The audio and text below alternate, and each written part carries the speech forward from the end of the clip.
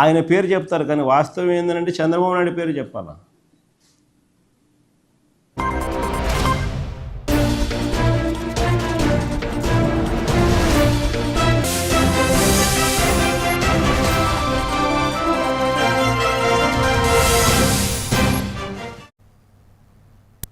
నమస్తే, welcome to A1 TV Telugu news. ఇక details చూస్తే ముఖ్యమంత్రి చంద్రబాబు తెలిపిన సందేశం ఈ రోజు విద్యారంగం అంతటా చర్చనీయాంశంగా మారింది. ఒక పాఠశాల కార్యక్రమంలో పాల్గొన్న ఆయన విద్యార్థుల ప్రతిభను ప్రత్యక్షంగా పరిశీలించి ఆనందం వ్యక్తం చేశారు. పిల్లల జ్ఞానం, టెక్నాలజీపై చూపుతున్న ఆసక్తి భవిష్యత్ భారతాన్ని నిర్మించే శక్తి అని ఆయన చెప్పారు. ఇక రాష్ట్ర విద్యా వ్యవస్థను పూర్తిగా ఆధునీకరించేందుకు ప్రభుత్వం చేపట్టిన కార్యక్రమాలను వివరించారు.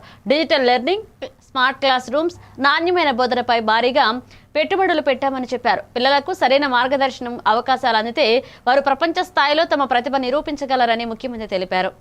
పరిశ్రమలు ప్రారంభించే పరిస్థితికి వస్తారు. దానికి మొదటి మెట్టు ఈ సబ్మిట్, ఏదే స్టూడెంట్స్ ఇన్నోవేటర్స్ పార్ట్నర్షిప్ సబ్మిట్. రాష్ట్ర స్థాయిలో నేను పెడతాను, జిల్లా స్థాయిలో మీరు పోటీలు పెట్టండి, స్కూల్లో పెట్టండి. తర్వాత మీరు వాళ్ళని సెలెక్ట్ చేసి నేను పారిశ్రామికవేత్తలందరినీ రమ్మంటాను, వాళ్ళు కూడా వస్తారు. వీళ్ళు చేసినట్టుగా ఉపయోగం ఉంటే దాన్ని అమలు చేయించే బాధ్యత నేను తీసుకుని ఈ పిల్లల భవిష్యత్ ప్రతిభని గుర్తించి రివార్డులు కూడా ఇప్పించే బాధ్యత నాదని డిపార్ట్మెంట్కి చెప్తున్నా. చదువు అనేది స్కూల్లో చదువుకోవడం కాదు. బీసీ రిజర్వేషన్ల సమస్యపై రాష్ట్ర వ్యాప్తంగా జరుగుతున్న ఆత్మహత్యలు పాలనా వైఫల్యానికి నిదర్శనమని మాజీ మంత్రి శ్రీనివాస్ గౌడ్ తీవ్ర అసంతృప్తి వ్యక్తం చేశారు. రిజర్వేషన్ల పేరుతో బీసీ సమాజాన్ని తప్పుదారి పట్టించిన కాంగ్రెస్ ప్రభుత్వం ప్రజల ప్రాణాలతో ఆట పట్టిస్తుందని ఆయన ఆరోపించారు. విద్యా ఉద్యోగాల్లో ఇచ్చిన హామీలు నెరవేరకపోవడంతో బీసీ యువతలో తీవ్రమైన నిరాశ నెలకొందని చెప్పారు. ఇటీవల జరిగిన ఆత్మహత్యలు వ్యక్తిగత నిర్ణయాలు కావని, ప్రభుత్వ నిర్లక్ష్యానికి నేరుగా ఫలితమని గౌడ్ వ్యాఖ్యానించారు. ఇక రాష్ట్రంలో అన్ని బీసీ సంఘాలు, మేధావులు, సామాజిక సంస్థలు ప్రభుత్వ వైఖరిని ప్రశ్నించేందుకు ఒక వేదికపైకి రావాల్సిన అవసరం ఉందని సూచించారు. ప్రజా ఒత్తిడి పెరగకపోతే రిజర్వేషన్ల సమస్యను పరిష్కరించే ఉద్దేశం ప్రభుత్వానికి లేదు అని హెచ్చరించారు. ఒక ఏకైక లక్ష్యంతో ముందుకు పోవడానికి మేమందరం కూడా ప్లాన్ చేస్తా ఉన్నాం. అనునిత్యం మేము కూడా దాని మీదనే ఉన్నాం. దయచేసి చాలా మంది కూడా బయట నుంచి అందరూ కూడా సహకరిస్తున్నారు. మరి ఎవరు సహకరించలేకున్నా మనమైతే కొట్లాడదాం. కొట్లాడితే ఏదైనా సాధించవచ్చు. కనుక దయచేసి ఆత్మబలిదానం వైపు చూడకండి. పోరాటాలు ఎట్లా చేద్దామని వైపు చూడండి. అందరు ఐక్యంగా అండి. ఈ ప్రభుత్వానిదే బాధ్యత ఇది. అక్కడ ఆదిలాబాద్ లో ఆత్మహత్య చేసుకోవడానికి ప్రభుత్వమే బాధ్యత. నల్గొండలో జరిగినటువంటి సంఘటనకు ప్రభుత్వమే బాధ్యత. ఈ రోజు ఈ ఆత్మహత్య చేసుకోవడానికి కూడా ప్రభుత్వమే బాధ్యత. ఏం జరిగినా ప్రభుత్వానికి బాధ్యత. ఇక ఇక్కడి నుంచే మనం ప్రారంభిద్దాం. దయచేసి ఖచ్చితంగా అందరినీ ఐక్యం చేసి ఈ మోసం చేసిన వాళ్ళని మట్టి కరిపిద్దాం. మీరు కూడా ఓట్లు వేసేటప్పుడు ఆలోచన చేయండి. దయచేసి ఎవరికి ఓటేయాలి ఆలోచన చేయండి. మీరు ప్రజలు కరెక్ట్గా ఆలోచన చేయనందుకు ఇన్ని కష్టాలు వస్తూ ఉన్నాయి. ప్రజలు కూడా ఆలోచన ఎప్పుడైతే చేస్తారో, తమిళనాడు తర ఆలోచన చేస్తారో వీళ్ళందరూ చక్కగా అవుతారు. ఓట్లు వేసేది మనం, కూర్చోబెట్టేది మనం, మళ్ళీ అడుక్కునేది మనం. కనుక వేసేటప్పుడు ఆలోచన చేస్తే ఈ పరిస్థితి ఉండదని చెప్పి తెలియజేస్తున్నాం. ఖచ్చితంగా ఎక్స్గ్రేషియా 50 లక్షలు ఇవ్వడం కాకుండా పూర్తి బాధ్యత ప్రభుత్వాన్ని. ఒకటే చెప్తున్నా, ఈ పరాకమణి వ్యవహారంపై సిఐడి నిర్వహిస్తున్న విచారణ న్యాయస్థానం ఆదేశాలకు విరుద్ధంగా జరుగుతుందని వైఎస్ఆర్సీపీ నేత, మాజీ టీటీడీ చైర్మన్ భూమన కరుణాకర్ రెడ్డి ఆగ్రహాన్ని వ్యక్తం చేశారు. న్యాయస్థానాలు, న్యాయమూర్తులపై తనకెప్పుడూ గౌరవమే ఉన్నప్పటికీ విచారణలో పక్షపాత స్పష్టంగా కనిపిస్తుందని చెప్పారు. టీడీపీ నేతలు బీఆర్ నాయుడు, పట్టాభి, వర్లారామయ్య ఆధారాలు లేకుండా అవాస్తవాలు ప్రచారం చేస్తున్నారని విమర్శించారు. టీటీడీ బోర్డులో ఉన్న ఇతర సభ్యుల్ని పిలవకుండా కేవలం రాజకీయ ఒత్తిడితో తనను మాత్రమే లక్ష్యంగా చేసుకున్నారని భూమన్ ఆరోపించారు. అలాగే విచారణ మొత్తం రికార్డ్ చేసినప్పటికీ తమ సంతకాలు తీసుకోకపోవడం తీవ్రమైన అనుమానాలకు దారితీస్తుందని వ్యాఖ్యానించారు. సిఐడి అధికారులు ప్రభుత్వ ఒత్తిడికి లోనై పనిచేస్తున్నారన్న అభిప్రాయం వ్యక్తం చేశారు. ఆ విచారణ తతంగాన్ని రికార్డు చేసి దానికి సంబంధించి మా దగ్గర సంతకాలు తీసుకోనే లేదు. తీసుకోవాల్సినటువంటి అవసరం విచారణ చేసేటువంటి అధికారులకు ఉన్నదా లేదా అని నేను ప్రశ్నిస్తున్నా. ఒక్కరి దగ్గర కూడా మీరెందుకు సంతకాలు తీసుకోలేదు? న్యాయస్థానం పట్ల ఏమాత్రము గౌరవం లేని చంద్రబాబు గారి రాజకీయం ఇక్కడ కొనసాగుతున్నది. కనుక ప్రభుత్వ పెద్దలు ఎవరినైతే తెలంగాణ రైజింగ్ గ్లోబల్ సమ్మిట్ కు ముఖ్యమంత్రి చంద్రబాబు నాయుడిని ఆహ్వానించారు. అనంతరం మంత్రి కోమటిరెడ్డి వెంకటరెడ్డి మీడియాతో మాట్లాడారు. ఆంధ్రప్రదేశ్ కు తమ ప్రభుత్వానికి ప్రత్యేక స్థానం ఉందని వ్యాఖ్యానించిన ఆయన గతంలో చంద్రబాబు విజన్ 2020 ప్రకటించినప్పుడు తాను ఆశ్చర్యపోయానని గుర్తు చేశారు. హైదరాబాద్ అభివృద్ధి ఆ విజన్ కి ప్రత్యక్ష నిదర్శనమే కనిపిస్తుందన్నారు. రెండు రాష్ట్రాలు రాజకీయ విభేదాలు పక్కన పెట్టి పరస్పర సహకారంతో ముందుకు సాగితే దక్షిణ భారత ప్రగతికి కొత్త దారులు తెరవబడతాయని కోమటిరెడ్డి అభిప్రాయపడ్డారు. ప్రజల ప్రయోజనాల కోసం కలిసి పనిచేయాల్సిన అవసరం ఉందని స్పష్టం చేశారు. పవన్ కళ్యాణ్ పై తన తాజా వ్యాఖ్యలు అప్పటి పరిస్థితిలోనే వెలువడ్డాయని, ప్రస్తుతం ఎవరిని విమర్శించే ఉద్దేశం తనకి లేదని చెప్పారు. బిజీగా ఉన్నా, నేను సర్పంచ్ ఎలక్షన్లో బిజీగా ఉన్నా, టైం తీసుకొని రావడం జరిగింది. వారిని ఆహ్వానిస్తున్నాం. తప్పక వస్తారని నమ్మకం ఉంది. వారు వస్తారు. వారి సలహాలు కూడా తీసుకుంటారు. తెలుగు రాష్ట్రాలకు ఒకటి పోటీ పడి అభివృద్ధి చేసుకోవాలి మనం. అందుకనే వారి ఆహ్వానించడానికి నేను యాదగిరిగుట్ట ఎమ్మెల్యే కమ్ అసెంబ్లీలో విప్ గారు, అలాగే ఆదిపట్ల ఏరియాలో ఫ్యూచర్ సిటీ కట్టే ఏరియాలో మాజీ మేయర్ నిరంజన్ రెడ్డి గారు ముగ్గురు రావడం జరిగింది. 2034కు 1 ట్రిలియన్ ఎకానమీ చేయాలి తెలంగాణ. 2047లో 3 ట్రిలియన్ చేరుకోవాలని కంపెనీలను ఆహ్వానించి పోలవరంను చంద్రబాబు సర్వనాశనం చేస్తారని వైఎస్ఆర్సీపీ నేత అంబటి రాంబాబు తీవ్రంగా విమర్శించారు. 41 మీటర్లకే ప్రాజెక్టు నిలిపివేయడం ఏ బాధ్యత లేనిదైన నిర్ణయమని, కూటమి నేతలు మౌనంగా ఉండడం అర్థం కాకపోతుందని ప్రశ్నించారు. ఇక రాష్ట్ర విభజన చట్టం ప్రకారం పోలవరాన్ని కేంద్రం నిర్మించాలని ఉన్నప్పటికీ డబ్బుల మీద దృష్టితో ఆ బాధ్యతను ఏపీకి బదిలీ చేసుకున్నారని ఆరోపించారు. కాపర్ డ్యాం నిర్మాణం ఉద్దేశపూర్వకంగా వదిలేసి డయాఫ్రామ్ వాలుపై అవకతవకలు చేసి 1000 కోట్ల నష్టం కలిగించారని అంబటి మండిపడ్డారు. జగన్ హయాంలోనే స్పిల్వే, కాపర్ డ్యాం పూర్తయ్యాయని 2017-18 ధరల ప్రకారమే నిర్మాణం కొనసాగేందుకు కేంద్రాన్ని ఒప్పించారని తెలిపారు. మొదటి దశకి కావాల్సిన నిధులను ఎన్నికల ముందు అడ్డుకున్నది చంద్రబాబు కుట్రేనని ఆరోపించారు. రెండో దశ 45.72 మీటర్ల ఎత్తు పూర్తి కాకపోతే ఉత్తరాంధ్రకు నీరు అందదని, పోలవరాన్ని బ్యారేజీ స్థాయికి దిగదార్చుతని అంబటి రాంబాబు విమర్శించారు. కట్టవలసినటువంటి ప్రాజెక్టుని నేనే కడతానన్నాడు. ఒప్పించాడు, వారిని బతిమలాడాడు, బామాలాడు. ఎందుకు కట్టవలసి వచ్చింది? కేంద్ర ప్రభుత్వం కట్టవలసినటువంటి ప్రాజెక్టు రాష్ట్ర ప్రభుత్వంతోనే వారు నిధులు ఇస్తారు, ఈయన కడతాడు. వాళ్ళు నిధులు ఇస్తారు, ఈయన బిల్లులు చేసుకుంటాడు. ఆయన నిధులు ఇస్తాడు, ఈయన కాంట్రాక్టులు పెట్టుకుంటాడు. కేవలం డబ్బులు సంపాదించాలి అనేటువంటి ఉద్దేశంతో రాష్ట్రం సస్యశ్యామలం కావడానికి ప్రతి నీటి బొట్టుని సద్వినియోగం చేసుకుని భవానీపురంలో జరిగిన కూల్చివేత ఘటనపై విజయవాడ వెస్ట్ వైఎస్ఆర్సీపీ ఇన్ఛార్జ్ వెల్లంపల్లి శ్రీనివాస్ ఆగ్రహాన్ని వ్యక్తం చేశారు. చిన్నపిల్లలు, పెద్దలతో ఉన్న ఇళ్లలోని కుటుంబాలను భయపెట్టి బయటకు తరిమివేయడం అమానుషమన్నారు. కోర్టు డిసెంబర్ 31 వరకు ఇచ్చిన గడువును నిర్లక్ష్యంగా పక్కన పెట్టి కూటమి ప్రభుత్వం అధికార మదంతో వ్యవహరించిందని ఆరోపించారు.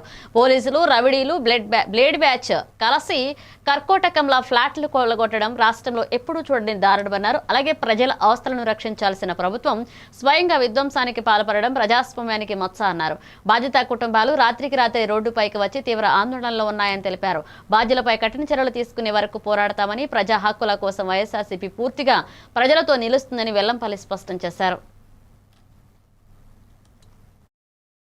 ఈ గోండాకు సంబంధించిన కొంతమంది వీళ్ళు తాగేసి ఇష్టం వచ్చినట్టుగా వీళ్ళని బయట పంపించడమే చాలా బాధాకరం. అదే చెప్తుందమ్మా, పెన్షన్ వస్తుంది నాకు 4000 రూపాయలు అని చెప్పని. నేను నిన్న కూడా చెప్పాను, చంద్రబాబు నాయుడు గారు ప్రతి నెల ఫస్ట్ తారీఖు పెన్షన్కి వెళ్తారు, అదే పెన్షన్ కి ఇవ్వడానికి రావచ్చు, ఇక్కడికి చూడొచ్చు కదా. ఇక్కడ కేవలం ఇది అంతా కూడా వాళ్ళకి తెలిసే, వాళ్ళ కనుసన్నుల్లోనే పూర్తిగా స్థానిక ఎంపీకి తెలుసు, స్థానిక ఎమ్మెల్యేలు తెలుసు, ప్రజాప్రతినిధి అండతోనే ఈ కార్యక్రమం చేపట్టారు. ఇది కూల్ చేసిన తర్వాత ఎవరైతే లేడీస్ ని ఇబ్బంది పెట్టి జుట్టు పట్టుకొని లాక్ రావడం కానివ్వండి, చేతులు పట్టుకొని లాక్ రావడం కానివ్వండి, వాళ్ళ పేర్లతో కంప్లైంట్ పెడితే ఇప్పటి వరకు కూడా ఎందుకు కంప్లైంట్ ఫైల్ చేయట్లేదు వాళ్ళ మీద? మీరు వీళ్ళు ఇచ్చిన కంప్లైంట్స్ ఎందుకు ఫైల్ చేయట్లేదు? మీరు ఎందుకు వన్ సైడ్ గా మీరు నటిస్తున్నారు? వన్ సైడ్ గా ఎందుకు చేస్తున్నారు?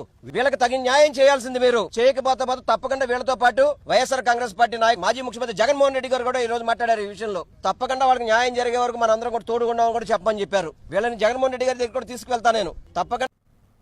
విజయవాడలో ఇటీవలే జరిగిన ఇళ్ల కూల్చివేతపై మేయర్ రాయన భాగ్యలక్ష్మి తీవ్ర ఆగ్రహాన్ని వ్యక్తం చేశారు. ప్రజలు బ్యాంక్ లోన్లు తీసుకుని రిజిస్ట్రేషన్లు జరిగి కార్పొరేషన్ బిల్లులు చెల్లించి పూర్తి స్థాయి చట్టపరమైన హక్కులు కలిగి ఉన్నప్పటికీ ప్రభుత్వం ఒక్కసారిగా బుల్డోజర్లు పంపించడం అతి దారుణమన్నారు. ఇలాంటి అరాచక పాలన ఎప్పుడూ చూడలేదని మేయర్ వ్యాఖ్యానించారు. ప్రజలను రోడ్డు మీదకి నెట్టే విధంగా ప్రభుత్వం వ్యవహరిస్తుందని, ముందస్తు నోటీసులు ఇవ్వకుండా కూల్చివేయడం ప్రజాస్వామ్యానికి మచ్చ అని ఆమె అన్నారు. బాధితులతో కలిసి నిలబడి వారి సమస్యలను రాష్ట్ర జాతీయ స్థాయిలో ప్రదర్శించేందుకు కట్టుబడి ఉన్నామని స్పష్టం చేశారు. అలాగే ప్రభుత్వంలోని అస్పష్టత, తొందరపాటు నిర్ణయాలు ప్రజల్లో తీవ్ర ఆందోళనకు దారితీస్తున్నాయని భాగ్యలక్ష్మి విమర్శించారు. ఈ చర్యల వెనుక ఉన్న బాధ్యులను ప్రజలు తప్పక ప్రశ్నిస్తారని ఆమె నమ్మకం వ్యక్తం చేశారు. లోకేష్ గారి దగ్గర నుంచి, పవన్ కళ్యాణ్ గారి దగ్గర నుంచి అలా ఎక్కన గడపంటూ లేదు, ఎక్కన చెప్పని అధికారులు లేరు. కానీ ఒక్కరు వచ్చి ఏందమ్మా మీ బాధ అని అడిగినోళ్ళు లేరు. ఈ రోజు వాళ్ళు ఎవరైతే వీళ్ళు కమ్మినారో కనీసం వాళ్ళని కూడా ప్రశ్నించే ఇది లేదు. ఎంత దారుణంగా ఉంది. అమ్మినోళ్ళు బానే ఉన్నారు, ఈ రోజు మేము కోర్టులో గెలుచుకున్నాము అన్నోళ్ళు బానే ఉన్నారు. మరి వీళ్ళ పరిస్థితి ఏంటి? వీళ్ళకి ఎవరు న్యాయం చేస్తారు? ఇంత అన్యాయం చేస్తున్నారా? ఇంత దారుణమైన పరిస్థితులను నెలకొల్పుతుంటే, ఒక సిటీలో ఇలాంటి దారుణమైన పరిస్థితులను నెలకొల్పుతుంటే అసలు నిమ్మకు నీరెత్తినట్టు ఊరుకుంటుందే ఈ కూటమి నాయకులు. ఎంత దారుణమైన పరిస్థితి. ఇలాంటి నాయకులనా ఎన్నుకున్నదే అని చెప్పి వాళ్ళు లబోదిబోమని ఏడుస్తున్నారే. బీసీ రిజర్వేషన్ల అంశంపై ముఖ్యమంత్రి రేవంత్ రెడ్డి, టీపీసీసీ చీఫ్ అధ్యక్షుడు మహేష్ కుమార్ గౌడ్ పై బీసీ సంఘాలు చేస్తున్న విమర్శలు సరైనవి కావు అని Hyderabad market committee vice chairman Kotla Srinivas స్పష్టం చేశారు. బీసీలకు న్యాయం చేసే దిశగా నిజాయితీగా పనిచేస్తున్న ఏకైక ప్రభుత్వం కాంగ్రెస్ దేనని అన్నారు. ఎన్నికల్లో ఇచ్చిన హామీలను అమలు చేయడానికి ప్రభుత్వం క్రమబద్ధమైన విధానంతో ముందుకు సాగుతుందని, ఆ ప్రక్రియను అర్థం చేసుకోకుండా విమర్శలు చేయడం తగదు అన్నారు. బీసీల అభివృద్ధి, విద్య, ఉద్యోగాలు, ఆర్థిక శక్తివంతీకరణ కోసం ప్రత్యేక చర్యలు ఇప్పటికే ప్రారంభమయ్యాయని తెలిపారు. సమాజం మొత్తం అభివృద్ధి చెందాలి అంటే బీసీలు బలపడాలని, ఆ దిశగా ప్రభుత్వం స్పష్టమైన రోడ్ మ్యాప్తో పనిచేస్తుందన్నారు. రాజకీయ ప్రయోజనాల కోసం కొందరు చేస్తున్న విమర్శలను పట్టించుకోవద్దని, బీసీలకు కాంగ్రెస్ ప్రభుత్వం అండగా ఉంటుంది అని కోట్ల శ్రీనివాస్ భరోసా ఇచ్చారు. జంతర్-మంతర్లో విజయం చేసే సంగతి బీసీ సంఘాలు మర్చిపోయినాయి. అదేవిధంగా మీరు రాష్ట్ర బంద్ ఇస్తే సాక్షాత్తు మా పిసిసి అధ్యక్షుడు బొమ్మ మహేష్ కుమార్ గౌడ్ గారు పాల్గొని కాంగ్రెస్ పార్టీ మద్దతు, ఆ రోజు ప్రభుత్వంలో మేము ఉన్నప్పటికీ కూడా మీ బంధుకు మద్దతు తెలిపిన సంగతి మర్చిపోయి ఈరోజు రేవంత్ రెడ్డి గారి మీద, అదేవిధంగా మా పిసిసి ప్రెసిడెంట్ మీద అవాకు చెవాకులు పేరడము తగదని సందర్భంగా బీసీ సంఘ నాయకులకు తెలియజేస్తా ఉన్నాను. గౌరవ ముఖ్యమంత్రి రేవంత్ రెడ్డి గారు, గౌరవ పిసిసి అధ్యక్షుడు మహేష్ కుమార్ గౌడ్ హైదరాబాద్ ను భవిష్యత్ తరాల అవసరాలకు తగిన విధంగా అభివృద్ధి చేసే స్పష్టమైన ప్రణాళికతో కూటమి ప్రభుత్వం ముందుకు సాగుతోంది అని TPCC general secretary doctor Charan Kaushik Yadav తెలిపారు. హైదరాబాద్ ను కాలుష్య రహిత నగరంగా, సుస్థిర అభివృద్ధి దిశగా నడిపించేందుకు హిల్ పాలసీని ప్రభుత్వం తీసుకువచ్చిందని అన్నారు. ఈ పాలసీతో నగరంలో పారిశ్రామిక ప్రాంతాలను సక్రమంగా వినియోగించి గ్రీన్ స్పేస్లు పెంచి ప్రజలకు ఆరోగ్యకరమైన వాతావరణం కల్పించే దిశగా చర్యలు తీసుకుంటున్నామని వివరించారు. అయితే బీఆర్ఎస్, బీజేపీ వాస్తవాలను వక్రీకరించి ప్రజలను తప్పుదారి పట్టించే ప్రయత్నం చేస్తుందన్నారు. గత 10 సంవత్సరాల పాలనలో హైదరాబాద్ కు న్యాయం చేయని వారు ఇప్పుడు అభివృద్ధి వ్యవహారాల్లో అడ్డంకులు సృష్టించడం దురదృష్టకరమని చరణ్ కౌశిక్ పేర్కొన్నారు. ప్రజల ప్రయోజనాలే ముఖ్యమని, నగరం భవిష్యత్తును మార్చే ఈ సంస్కరణలను ప్రభుత్వం కొనసాగిస్తుందని ఆయన స్పష్టం చేశారు. రాష్ట్ర ప్రభుత్వానికి కూడా 30% మార్కెట్ వాల్యూ రాష్ట్ర ప్రభుత్వానికి కూడా చెల్లిస్తారు. అదే కాకుండా ఇండస్ట్రీస్ ఏర్పాటు చేసుకున్న వాళ్ళు చాలా సుదీర్ఘకాలం నుంచి హైదరాబాద్లో కంపెనీ పెట్టుకున్న వాళ్ళకు కూడా కొంత ప్రయోజనకరంగా ఉండాలి. అది ప్రభుత్వానికి కూడా ఆదాయ మార్గంగా ఉండాలి. ప్రజలకు ట్రాఫిక్ కావచ్చు, పొల్యూషన్ కోరల నుంచి బయటపడాలని చెప్పి కాంగ్రెస్ ప్రభుత్వం భావించి ఒక సాహసోపేతమైన నిర్ణయం తీసుకొని, అదే కాకుండా ఇండస్ట్రీస్ పెట్టుకున్న వాళ్ళకు ప్రయోజనకరంగా ఉండే విధంగా, ప్రభుత్వానికి ఆదాయం వచ్చే విధంగా, ప్రజలకు ఇబ్బంది కాని విధంగా ముందుకు పోతుంటే హైదరాబాద్ లో 9,200 మెడికల్ కాలేజీల ప్రైవేటీకరణ రాష్ట్రానికి తీవ్రమైన నష్టం చేస్తుందని వైఎస్ఆర్సీపీ నేత, మాజీ మంత్రి సిద్దిరి అప్పలరాజు మండిపడ్డారు. ప్రజా సంపదను అక్రమంగా దోచుకునే ప్రయత్నం మీదే తప్ప అభివృద్ధి కాదు అని ఆయన ఆగ్రహాన్ని వ్యక్తం చేశారు. ప్రైవేటీకరణ ఆపాలని నిరంతరం పోరాటం చేస్తున్నామన్న అప్పలరాజు, తమ మాట వినకుండా ప్రభుత్వం ప్రజలకు అందుబాటులో ఉండాల్సిన వైద్యాన్ని వ్యాపారం చేస్తుందని విమర్శించారు. 16 నెలల్లోనే 2.5 లక్షల కోట్లకు పైగా అప్పులు చేసి రాష్ట్రాన్ని అప్పుల ఊబిలోకి నెట్టారని ఆరోపించారు. అదే సమయంలో జగన్ హయాంలో నాడు నేడు వంటి పథకాలతో విద్యా సంస్థల రూపురేఖలు మారినప్పుడు దానిని విద్యా విధ్వంసమని విమర్శించిన చంద్రబాబు, ఇప్పుడు చేస్తున్న అప్పు పాలన ఆలస్యాలు విధ్వంసమని చెప్పారు. ఇక ప్రజాస్వామ్యంలో ప్రజల యాజమాన్యాలు వారి ఆస్తులను ప్రైవేట్ చేతుల్లోకి ఇవ్వడం తీవ్ర అన్యాయమని అప్పలరాజు హెచ్చరించారు. NMC, national medical council Jaganmohan Reddy గారు మొదలుపెట్టినటువంటి 5 మెడికల్ కాలేజీల్లో పీజీ సీట్లు కూడా శాంక్షన్ ఇచ్చింది. పీజీ సీట్లు శాంక్షన్ ఇచ్చినటువంటి మెడికల్ కాలేజీలు కూడా అంటే విజయనగరం, రాజమండ్రి, ఏలూరు, మచిలీపట్నం, నంద్యాల ఇక్కడ కూడా జగన్మోహన్ రెడ్డి గారు మెడికల్ కాలేజీలు కట్టలేదని చెప్పి ప్రచారం చేశారు. అంతవరకు ఎప్పుడైతే ఎన్ఎంసి పీజీ సీట్లు శాంక్షన్ చేసిందో ఎవడికి ఎక్కరు మండలే. ఇప్పుడు ఆ పీజీ సీట్లకేమో నిన్న ఫీజు స్ట్రక్చరు ఫైనలైజ్ చేశారట. నేను అడుగుతున్న రాష్ట్ర ప్రజలందరినీ కూడా గమనించి తెలంగాణలో 2 ఏళ్ల పాలన పూర్తి చేసుకున్న సందర్భంగా కాంగ్రెస్ ప్రభుత్వం విజయోత్సవాలు నిర్వహించడం ప్రజలను అవమానపరచటమని నిర్మల్ ఎమ్మెల్యే బీజేపీ శాసనసభాపక్ష నేత ఎలేటి మహేశ్వర్ రెడ్డి తీవ్రస్థాయిలో విమర్శించారు.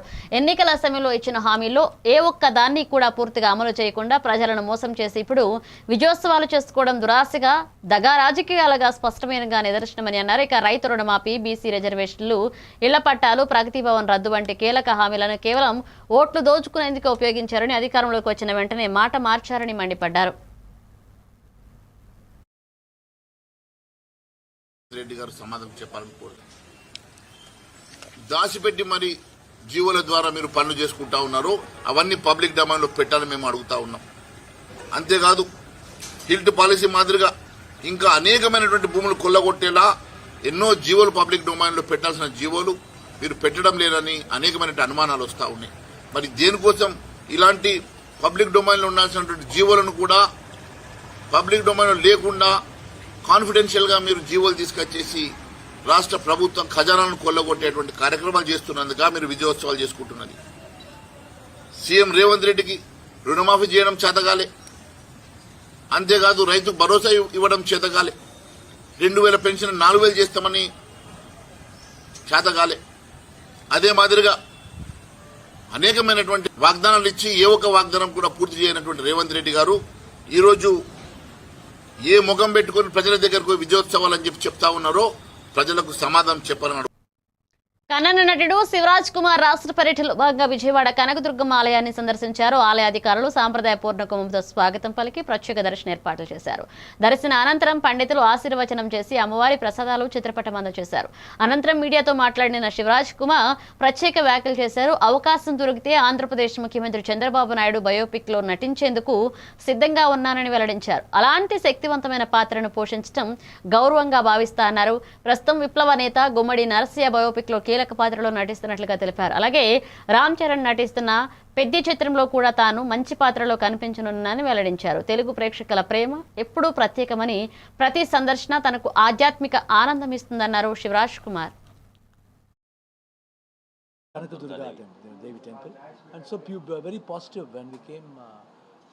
ఇక్కడ గాడెస్ చూస్తే మంచి ఒక పాజిటివ్ వైబ్స్ ఉంది. ఇప్పుడు రేపు ముహూర్తుంది, పాజిటివ్ వైబ్స్ తీసుకుని ఇప్పుడు ఈ ఫిల్మ్ స్టార్ట్ చేస్తున్నారు. త్రూ పరమేష్ గారు డైరెక్ట్ చేస్తున్నారు.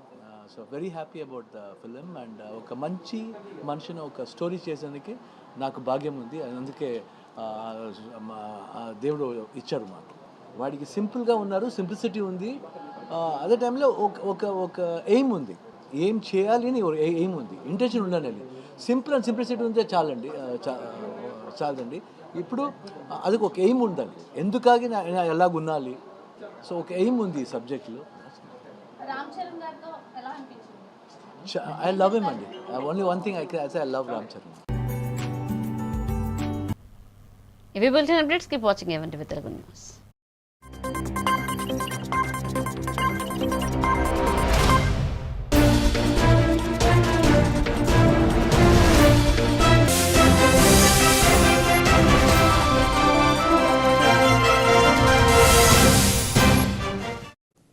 ఈయన చంద్రబాబు నాయుడు